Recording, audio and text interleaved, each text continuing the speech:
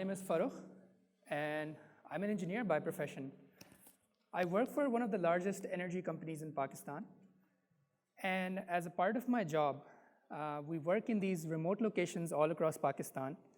And I have to lead a team of up to 100 to 200 people, a team of contractors, engineers, technologists, even subcontractors, vendors, and suppliers. So it is a very competitive environment. And we evaluate and grade all these members of our team according to strict metrics and orders. So they have to go through all these challenges and they have to make important decisions. So this would be an example of a place where we work.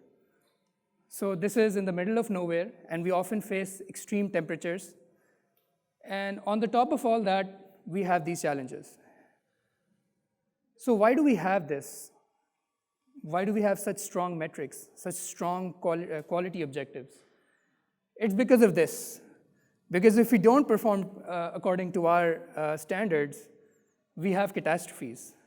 People lose their lives. People get injured. But another aspect of what we want is not only for people to perform to their best, but another aspect is for them to collaborate and share. Because when people from different teams and different departments don't share and collaborate, we can end up in such disasters. And I'm pretty sure that's true for what professions you're working on, the team that you're working with. But in our case, it is high stakes.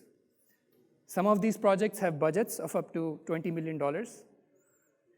And when we have such catastrophes, we lose people and people get injured.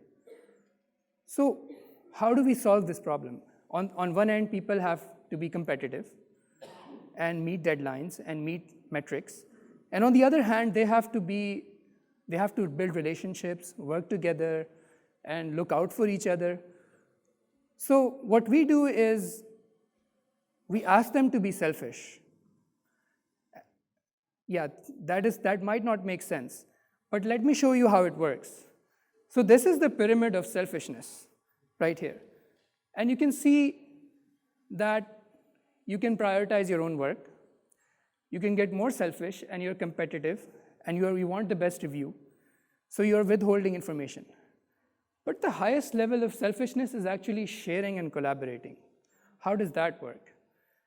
Because when you're truly and honestly selfish, and you're thinking it for yourself, you have to be cognizant of a fact that people are the most important element for your job. Your relationships, your PR, the people you know are the most important thing, and they are often tied directly with your source of income. You could be an employee in the corporate sector. You could be working for yourself. Or you could be a chai wala, having a tea stall somewhere.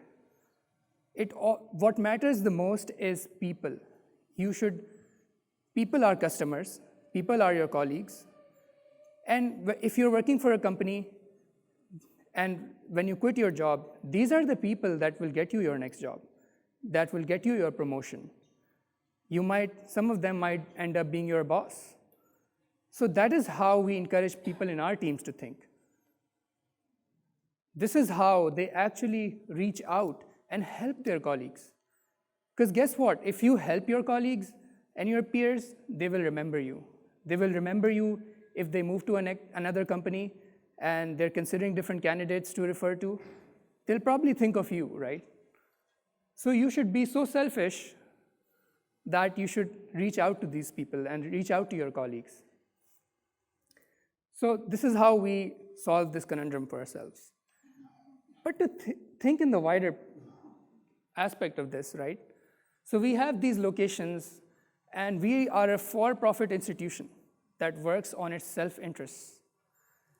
And the individuals that come to work for us at our locations are all primarily have come there for self-interest, searching for livelihoods.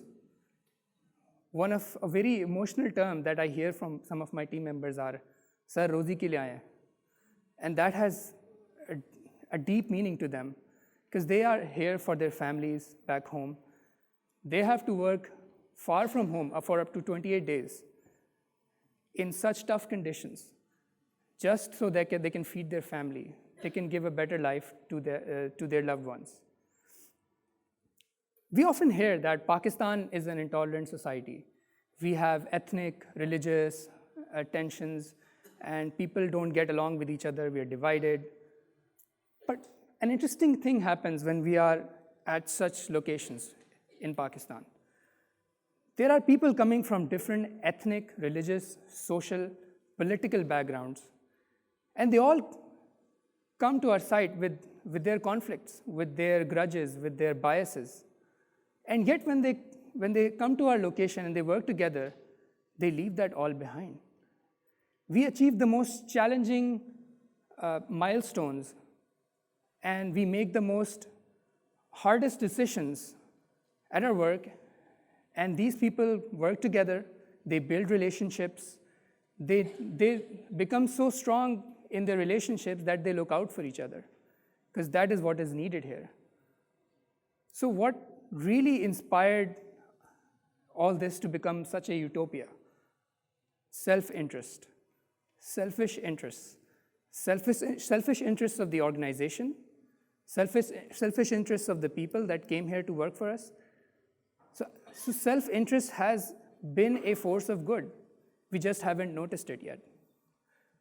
So when we go further and look at the broader perspective, most of the world around us, the innovation, the progress that we have, was achieved through pursuit of self-interest. Private organizations, for-profit organizations have built amazing things for us. They have made our lives easier. We have progressed as a species because of people making these amazing things for eventual self-interest, for profit. So business-driven, self-centered attitude has actually helped us a lot in our society. And this is not very common in our society. So when you hear in our society, we often have a nationalist narrative: work for your country, work for your fellow man, work for your community. But we often not hear that, okay, if someone wants to be someone, they often get discouraged. I have to often face it every day. But I was fortunate to get a scholarship to study in the United States at one of the most glamorous business-oriented centers in the world, Los Angeles, California. And there you meet all these people who want to be someone. You often meet these Uber drivers who want to go into Hollywood and become actors and actresses. It's very common. They all want to be someone. They all want to become someone, and they are proud of it, and they share it. And you know what? They're encouraged for it. Because that is why they reach out to an engineer sitting in their Uber cab. And that is why I'm reaching out to them, because one day, when they do achieve their dreams, they would know a successful engineer. Or when they achieve their dreams, I would know a successful actor or an actress. And that would enhance my professional network. So in the end, what we can say is self-interest and pursuit of it has actually helped our society a lot. So I'm going to leave you with this. If self-interest has worked out so well for us, and we have benefited from its innovation, most of the funding for social enterprises, for philanthropic work, comes from profit-driven institutions, right? So my question is, why are we discouraged to pursue our self-interest? Why are we stopped by taxes and regulations by going forward in achieving our goals for ourselves when it has benefited the society so well? So I'm going to leave you with a quote from some ancient wisdom. This is 19th century. Adam Smith, he's known as the father of capitalism. And I'm going to read this with you out there.